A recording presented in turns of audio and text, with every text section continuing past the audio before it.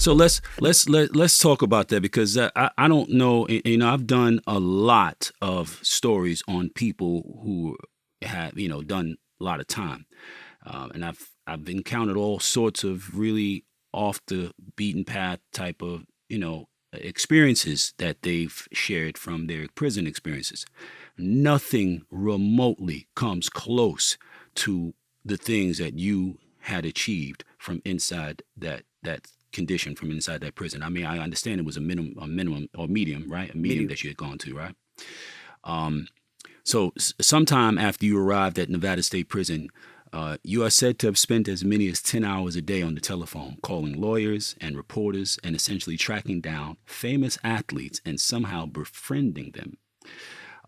Cincinnati Reds baseball star Eric Davis is quoted as saying, quote, "It was pretty amazing that he found me, but he said he could track anybody down that he wanted," end quote. How was it you were able to do that, Joey? Well, it goes back before that because, we talked about in Panorama City. No, when my mother and father were able to buy a house, we moved to Pico and Union. And Mm-hmm. my auntie was living on 103rd and Avalon. And I would go to the baseball park and I would go to D-Berry's and I'd go to the Total Experience and I would just meet people because that was back then it was all about the disco era. Everybody was discoing. And I met Yes. Shirley. Um, and I met Daryl's mom and Dow just Strawberry. Daryl Strawberry. And I knew the family. I used to watch them play ball. My brothers used to watch them play ball at the park. So I had a friend named John Nadell. He was the associated editor of the Associated Press, John Nadell. And he had a problem with his daughter. His daughter was doing Crystal at the time. And I don't know if you saw the original Joey Torres story on YouTube, the original one. His daughter's there speaking. I saw a man No. that was losing it. And she spent time with me. And for her story is she graduated. She's a mother now. And I was getting calls from kids in the community from their parents saying, "Hey, this kid's messing up. Can you talk to him?" So that's when I started BAD, Boxers Against Drugs.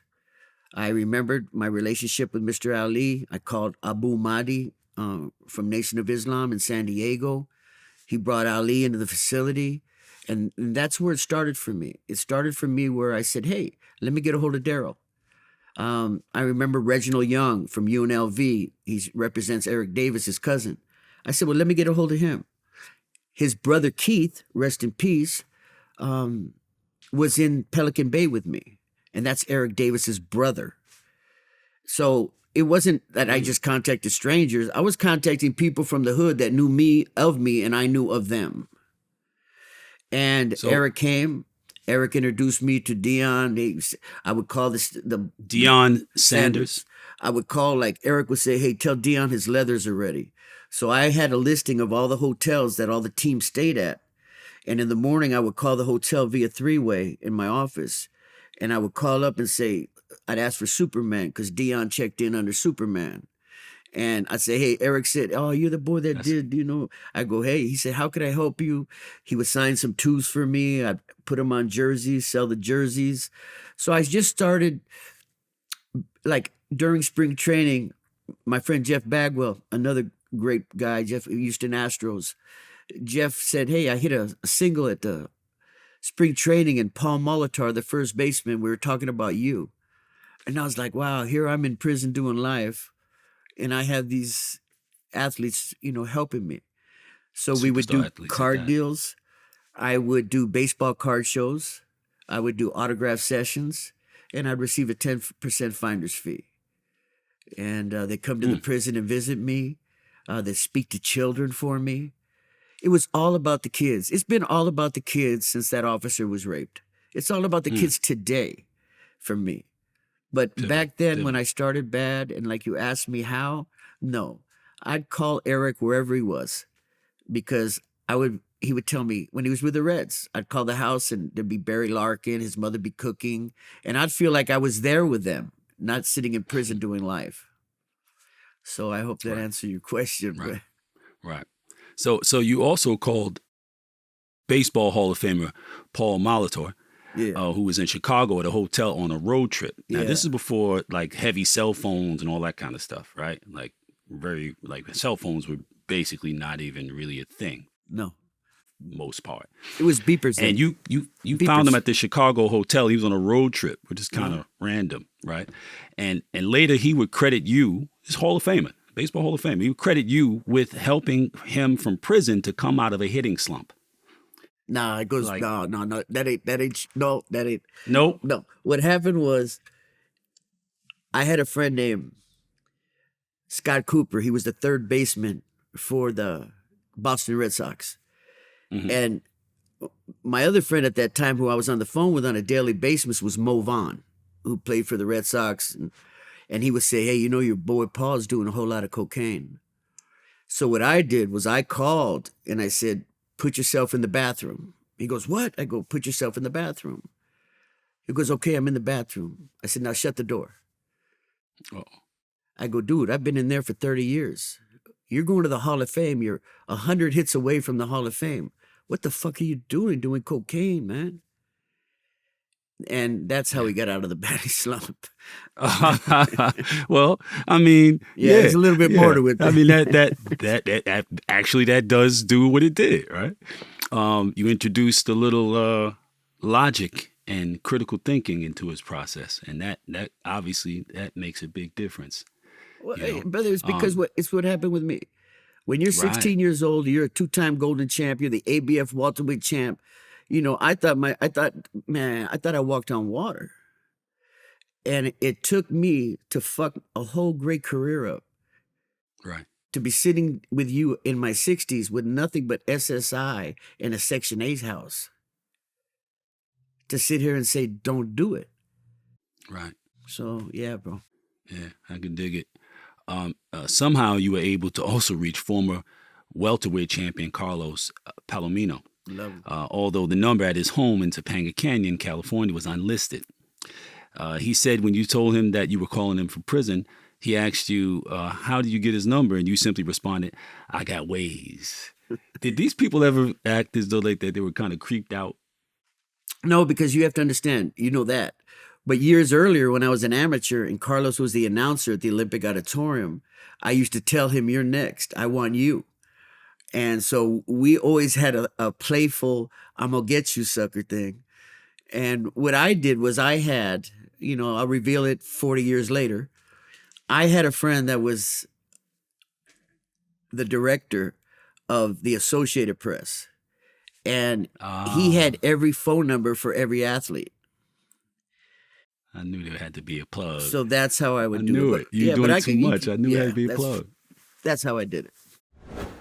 Okay, so now you are at the joint in Nevada, and you're connecting with all of these big stars, these star athletes, and you begin to bring them inside of the prison, doing Yes. different events. You had Emmett Smith and prominent people at the time, and when they were at the heights of their popularity and so forth, and you're bringing them into the prison. What kind of impact is this having on your status in the prison itself?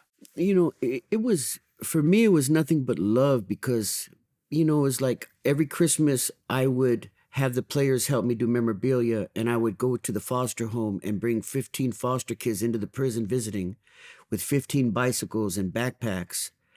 That was my yearly thing, you know, contacting Emmett, doing deals. It was an everyday thing for me. At the same time, I'm contacted by Peter Schiffman. He says, hey, I represent Michael Jackson. We want to do Rapamania live from the Apollo, split screen in LA. Debbie Allen's going to be the host, but we need you to get all the rappers. So, those were the things that I was doing. I was just promoting, and I was also going to night school to work on my associates in sports management. My goal was to be a sports agent. I was trying to negotiate deals with Nike and Reebok. So I obtained classic baseball card and upper deck baseball card company deals for the athletes. And in return, they would help the children in the hood. Eric Davis, the great Darryl Strawberry, with everyone, even with their faults, everybody loved helping me with these children. When Emmett Smith would come out to New Mexico to the state prison and speak to the kids, That's what it's about. It's about giving back. And that's why I say my life since then to today has been phenomenal. Yeah. It has been for sure, for sure. So you had contacted nonprofit organizations such as Youth Development Incorporated in Albuquerque, and the person, Chris Baca, who Uh-huh. was the president of that organization, is quoted as saying, "We ignored him for the longest time, but he persisted." All right, and then he said he could get us Emmett Smith and Paul Molitor and Carlos Palomino for fundraising. This is from prison. And he was like, "Yeah, I said right, and I'm the Queen of England, but you came through, and you helped the group to raise thousands of dollars through autographed memorabilia and appearances by sports celebrities, as you had promised." Um, it said you ultimately used BAD, which is Boxers Against Drugs, as you mentioned, and you were able to convince professional athletes to donate their time and brands to help nonprofit organizations raise funds for kids and redirect their attentions and so forth to give them a sense of value. You saved a lot of lives, um, and from your position and having been responsible, at the same time, there's an organization out there in the streets as you're doing this. The 18th Street is getting bigger and bigger and bigger. So, what is happening on that side as you're doing this? You're still a founder of 18th Street. So, what's happening with 18th Street as you're doing these things to try and redirect children's, young people's attentions? My heart, I'm always going to be from 18th Street. I'm always going to be boxer from 18th Street. I take pride in that because when it started, and it goes back to 72 when we were from Clanton, not 78. 72, I was 12, 13 years old, Hmm. and the Mexican gangs just didn't, they weren't feeling us. And there was a Right. kid with me, Chocolate. He was a Cuban, Tito, Preacher. They were both Puerto Ricans. And that's when we on 5th and 6th and Broadway at the arcade, we just started our own 18th Street Tiny Winos, and we brought in Chinese and Japanese and blacks, and we rode. And I feel that we made it what it is today. We made it, but it isn't what I thought it should have been today. When I was in the Andes and I was in Peru just recently, last month, I saw what El Salvador was doing. They were building a prison, a fence around anybody that had an 18th Street tattoo. And I had to get Mm. back over here because I was afraid Interpol was going to try to get me extradited to El Salvador as a gang leader. Wow. So I came back. I've been back now a month. But you asked me, and it wasn't that. It was that I was too busy going to night school. I was too busy trying to bring in fighters to the prison to fight. I was too busy taking care of Daryl's mom, you know, getting the players. I need my car delivered to Florida to spring training, and I'd have two homeboys drive the car from LA to Florida, and then they'd give them a plane ticket to fly back. So I was doing a lot of things. Eric told me I need breakaway baskets at my house. So I would call Reebok, and get breakaway baskets at his house. So I was a concierge to the athletes. And in return, we were making a difference in touching children's life. And that's what it's about. Because my brother, my wife told me not to tell you, but I'm going to tell you. Just last week, they killed a kid right here on 7th and Berendel, shot him in the head while sitting in a car. I heard about that. And they can't raise 3,000 to bury this kid. But yet you got Rick Ross and all these other fools talking about their mansions and their billions, Mr. Correctional Officer, you Yeah. know? And you're telling me somebody somebody anonymously can't say, here, mama, here's 5 grand, bury that 17-year-old child. That's what pisses me off. And my wife Yeah. says, don't say it, but I had to say it. No, no, it needs to be said. It needs to be said so often that people have it in their mind, just like they have the lyrics of every rapper talking about the lovely life that they're living. You know what I mean? Which is not that anybody who works hard for what they have No, I doesn't deserve to concur. live I a lovely concur. life, but at the same time, there are things that are being impacted by the content of their artistry, and that's a fact. You know what I'm saying? You can't glamorize, casually in between your high end brand references, casually say, yeah, and then I split his dome with the AK, hit him with the Draco and blah blah blah blah, and Yes. I jumped into my Benz with my Louis on, whatever. But they heard the Draco part. They can relate to that. That they can do. They might not be able to pop champagne or jump in the Benz at any moment that they feel like it, but they could find somewhere somehow to get themselves a Draco if that makes them feel a little more connected to the reality that they're And pushing. it's Then sad. It's sad, yeah, brother, because I had a really good friend. When Chris Baca, when I was doing the working with the Youth Development Incorporated, I had a good friend. He was a number one draft pick from North Carolina. He was married to Vanity. He was living a mm, beautiful life. His name was Anthony Smith from the LA Raiders.